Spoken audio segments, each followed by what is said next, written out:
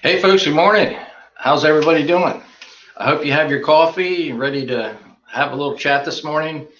Our topic today is fibromyalgia.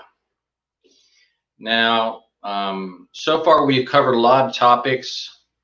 I think ours is our sixth or seventh topic today. We appreciate the comments and the requests for topics. That's how we get the topic of the week. Next week is going to be spinal arthritis and back pain. So we're going to talk about that. We get a lot of questions about that. But today's fibromyalgia. But before we get into that, who am I? I'm Dr. Timothy Harcourt. I'm a chiropractor in Fort Myers. I've been practicing for 33 years, 25 years in Pennsylvania, and so down here for 8 years. Going on 9, I can't believe it. And by the way, shout out to all the people in York, Pennsylvania, where I used to practice. I see some of you join us on Facebook Live and rebroadcast. Love seeing you and everybody else. So why the topic of fibromyalgia? It's a requested topic is the best way to say it. Now, fibromyalgia is kind of a tough condition, and people feel a lot of times that they don't have a whole lot of options. And we're going to go over the options and things that you can do to help yourself if you have fibromyalgia. I do have to kind of preface that this session is not intended to be a diagnosis of your condition, nor is it a recommendation for treatment. You really need to consult your healthcare professional for that. Having said that, however, we're going to give you great ideas that can definitely help you out if indeed you have fibromyalgia. So if you have questions, anything you'd like to suggest, please put them in the comments. We'd love to see you. And if you have a request for a future topic, go ahead and put that in there as well. So, okay, so what is fibromyalgia? We're not going to spend a lot of time talking about it. We're going to spend more time talking about what you can do about it. But fibromyalgia basically is diverse muscular pain, symmetrical points of the body above and below the waist. It's generally persistent. It doesn't like come and go. It's usually there all the time. Many of my fibromyalgia patients say they go to bed with it and wake up with it, but once they start getting treatment, a lot of times we can get improvements close to 80–90% improved. If you go on the Mayo Clinic site on fibromyalgia, you'll see there's no cure. There's multiple reasons for having fibromyalgia. That's what makes it difficult to treat. There's no silver bullet. You can't take a pill and get rid of it. So because it's a multifactorial problem, it requires a multifactorial approach. So what are the issues? Well, first of all, in our brain, if it gets used to believing or thinking that we should have pain, it becomes a self-generating problem. If our peripheral tissues, our muscles are irritated because of an inflammatory condition, maybe a comorbidity like rheumatoid arthritis or an autoimmune disease, then obviously that's a factor as well. And then you have the hormonal regulation portion as well, and circadian rhythms and lack of sleep.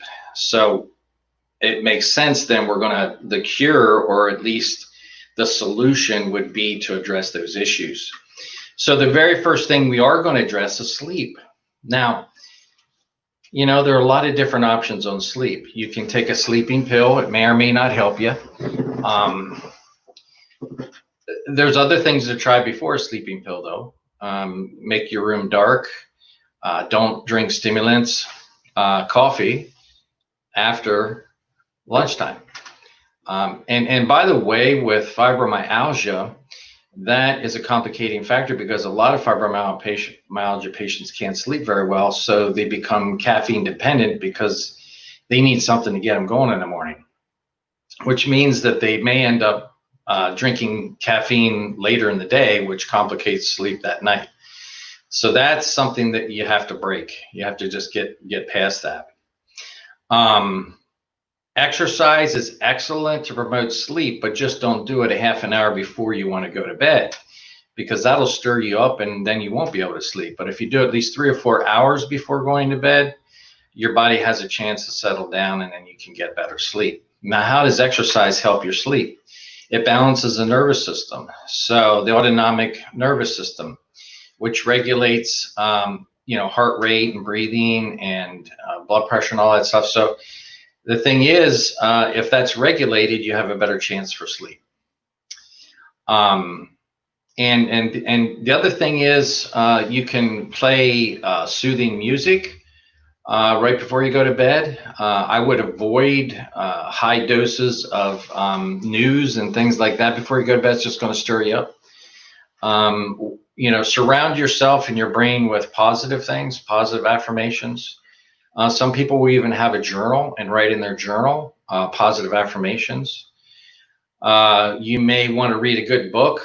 We have a local author right now, Veena Sharma, just published a book, Tenacity, Penciling Journey and Ink into Destiny. It's an awesome book, especially for you ladies out there. The guys can benefit too, but the ladies would love it. It's available on Amazon. We'll put the link on that afterwards. So reading a good book, good music, dark room, no stimulants after lunchtime can help with sleep. Then nutrition is the next thing. So you want to make sure that you have the raw materials so that your body can reduce the inflammatory component as much as possible. Now, if you have a chronic inflammatory component, then you might want to address that specifically. So interleukin-6 is a cytokine which causes chronic inflammation in the body. And a non-THC CBD product will block interleukin-6, which means that it blocks chronic inflammation. So if you're suffering from a chronic inflammatory condition, and if you've had fibromyalgia for any length of time, you are suffering from one, then it can be very beneficial on the global standpoint in your body. And that's taken with a tincture. We do recommend the non-THC type so that you don't become dependent on it. But it can be a highly beneficial. Plus, CBD is helpful for balancing your sleep as well. So, CBD is really great for a lot of different reasons for fibromyalgia patients. Make sure you're drinking plenty of water. You don't want to be dehydrated at all. I mean, you want your body to have the opportunity to flush the toxins, acids, and irritants away. And that makes a big difference. And then making sure that you're drinking, or not just drinking plenty of water, but fresh vegetables and fruits. Give your body those raw materials as well. There's a lot out there about turmeric and other things. And, I think it's great. I've been using turmeric in my dishes. So you don't necessarily have to take turmeric pills, but you can put it in your dishes. So you can put it on your chicken and rice and all kind of things. And it's great for the body, helps to reduce inflammation. And you do that naturally. Why not? Use more spices in your food. Third thing, exercise. We did briefly touch on that. Now, would we recommend a high velocity type of exercise for fibromyalgia patients? Probably not. What type of exercise would be good? So yoga is excellent because it's a slow, gentle stretch.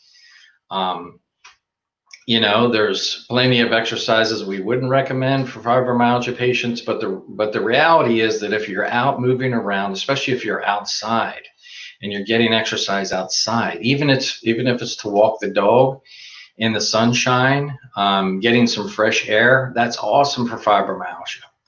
By the way, one of the complicating factors or comorbidities with fibromyalgia is depression and anxiety.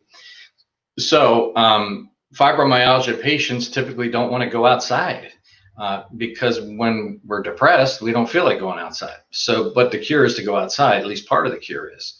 So the more vitamin D activation you get in your skin, the better you're going to feel about things. And then the more likely you are to go outside, and then that helps you get through the depression portion of it, and also ultimately helps the fibromyalgia. Creativity. Creativity is an awesome one because if you're focused on a passion that you have in your life, regardless of what that is, then you're not focused on your condition. So one thing we want to do in fibromyalgia is to avoid the internalization of the pain. For instance, a lot of fibromyalgia patients, all they think about is their pain. and that's what their life is, and that's not a very good life. So if you have a passion where when you get totally into it, time is no longer a factor and you're just really enjoying it, that can really help patients with fibromyalgia, because it helps to decentralize and internalize the pain. So what I mean by that, well, the brain can kind of get used to the fact that you're in pain, and we need to retrain the brain. So if you have, regardless of what that creative thing is, it could be scrapbooking, it could be painting, it could be computer work, it could be doing videos like we do, it could be any number of things, you know, and there's plenty that can be done even with social isolation at this point in time with the computers.